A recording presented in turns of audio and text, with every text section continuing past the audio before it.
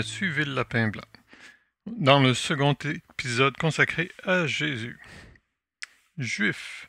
Pour la majorité des Juifs, Jésus n'est pas un prophète. C'est un hérétique, un fou.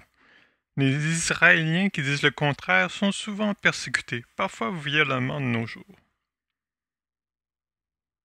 Il faut comprendre que Jésus mettait à mal l'enseignement des Juifs. Les Juifs de l'époque se sentaient menacés. Ils ont fini par se débarrasser de ce type qui se met le doute sur ce qu'il prêchait. Le Dieu, entre guillemets, de l'Ancien Testament, celui des Juifs, est Lucifer. Comparez la description du Dieu de l'Ancien Testament et du Nouveau Testament. L'un est tyrannique et vengeur, l'autre est amour. Lequel est le vrai Dieu d'après vous? Musulmans. Pour les musulmans, Jésus est un vrai prophète. Ils l'appellent Isa. Leur principal prophète demeure Mohammed, bien sûr, mais ils peuvent considérer les enseignements de Jésus comme les chrétiens peuvent considérer les enseignements d'Isaïe. Bible. La Bible est une compilation de différents livres, un genre de sélection du Reader's Digest, si vous voulez. Selon l'Église à laquelle vous adhérez, vous aurez une sélection différente. Un choix éditorial selon le dogme prêché. Les catholiques ont leur version, les protestants ont la leur, les témoins de Jéhovah une autre, etc. La version actuelle des catholiques vient du Concile de Nicée et du Vatican. Une version canonique débarrassée de tout ce qui ne faisait pas l'affaire du Vatican. Soit beaucoup d'écrits gnostiques qui sont pourtant plus près des enseignements de Jésus. L'Ancien Testament correspond à la vision juive du monde avant l'arrivée de Jésus.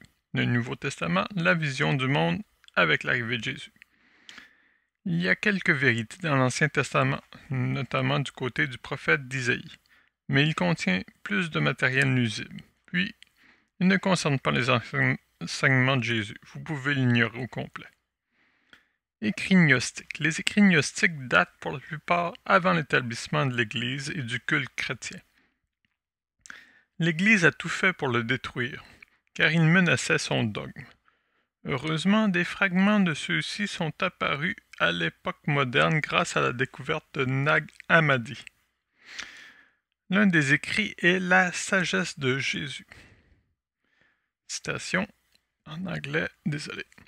Jesus replied, "Before anything can be seen from what is visible, it must be known that the sovereignty and glory are with him. He contains all, while nothing concerns him.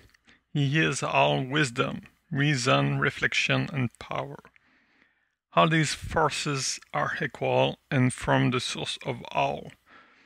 The whole of mankind from the beginning to end was known in his foresight, for he is the boundless unborn Father of all."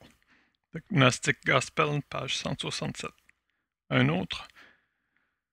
Le Sauveur répondit, « Celui qui est l'indicible, nulle principauté ne l'a connu, nulle autorité, nul pouvoir subalterne, nulle puissance, nulle créature depuis la fondation du monde ne l'a connu jusqu'à maintenant, si ce n'est lui seul et aussi celui qui lui plaît, grâce à moi qui suis venu de la lumière primordiale.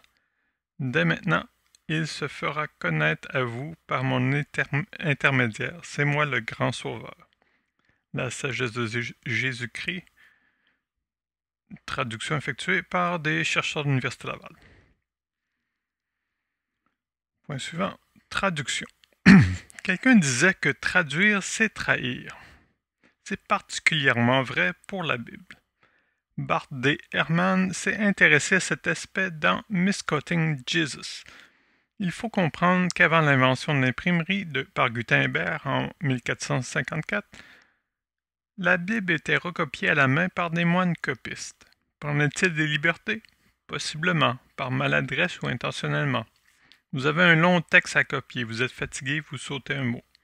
Ou vous n'aimez pas la formulation, vous la bonifiez.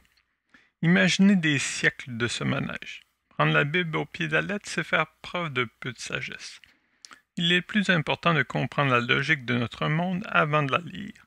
Ainsi, il est possible de juger ce qui est juste et de ce qui ne l'est pas. Thomas Jefferson. Le troisième président des États-Unis, Thomas Jefferson, avait compris que la Bible contenait beaucoup de bruit inutile. Ce qui l'intéressait était les enseignements de Jésus. Il a donc pris la King James, qui était la Bible des Bibles, et des ciseaux et de la colle et a découpé tous les passages concernant Jésus, ce qui a donné The Jefferson Bible, un livre d'une centaine de pages.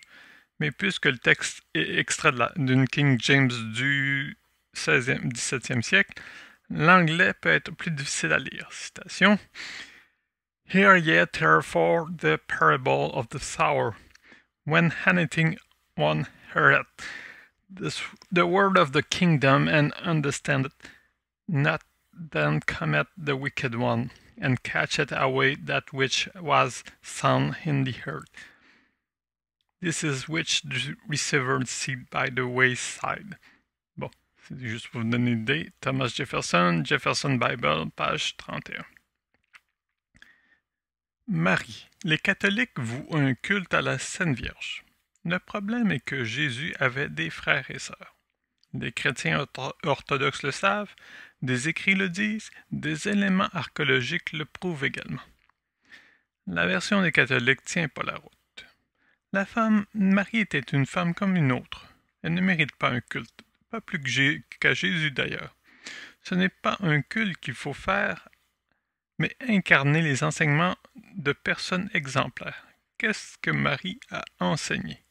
A-t-elle vécu une vie exemplaire? Voyez ce que dit l'un des contacts de Bonnie Meyer. Citation. L'âme de Marie est incarnée, mais pas dans le corps qu'elle avait sur terre. Ce qui veut dire que Marie est vivante présentement. Elle a choisi d'être ici et d'être l'hôte pour la naissance de Jésus. Elle n'est pas une âme plus élevée, pas plus que Marie, la mère de Jésus, ou n'importe quel saint a plus de pouvoir que vous en avez. Tout ce dont vous avez besoin est la foi qui vous est disponible.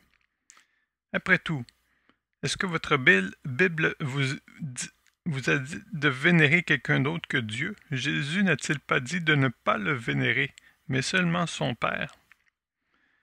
Plusieurs personnes prétendent canaliser Marie, ou prétendent voir son apparition. Souvenez-vous que ce peut être le côté mauvais de la force. Le mal, le diable, ou peu importe comment vous l'appelez, semble toujours avoir un bon message au début. Mais il y a toujours un petit tour dans les enseignements qui peuvent vous mettre dans les ennuis. Bonnie Meyer, Alien Contact, page 183, j'ai fait la traduction. Autre citation. Léa dit « Il y a peu de gens sans péché. Même Marie, la mère de Jésus, a des problèmes, bien qu'elle soit une personne spéciale. Elle a été choisie pour être le véhicule pour amener Jésus sur terre. Elle a accepté cette mission et l'a faite très bien. Est-ce que cela fait d'elle quelqu'un de particulier? Non, mais elle a fait quelque chose de très particulier pour la planète. Bonnie Meyer, Unholy Aliens, page 138, j'ai fait la traduction. Au sujet des apparitions de Marie. Citation. Les visions de Marie viennent davantage du côté obscur parce qu'ils essaient d'amener le message qu'elle doit être vénérée. Il faut qu'une mince différence pour que les choses semblent bien ou mal. Citation à la même page du même volume. J'ai fait encore la traduction. Reza Aslan va plus loin. Citation. Lorsqu'il commence à prêcher dans son village natal de Nazareth, Jésus se heurte au on-dit des voisins, dont l'un s'exclame sans ménagement « Celui-là n'est-il pas le fils de Marie ?» Marc 6.3. C'est une formulation sidérante de celle que l'on n'écarte pas d'un geste désinvolte. Appelé en Palestine un fils premier-né juif par le nom de sa mère, à savoir Jésus bar Marie, au lieu de Jésus bar Joseph, n'est pas seulement inhabituel, c'est un affront caractérisé. Reza Aslan, le Zélote, page 70. Aslan suggère que Jésus est considéré comme un bâtard à son époque. Est-ce un des problèmes évoqués par Léa? Je l'ignore. Ce que je suis certain par contre est que vouer un culte à Marie est incorrect.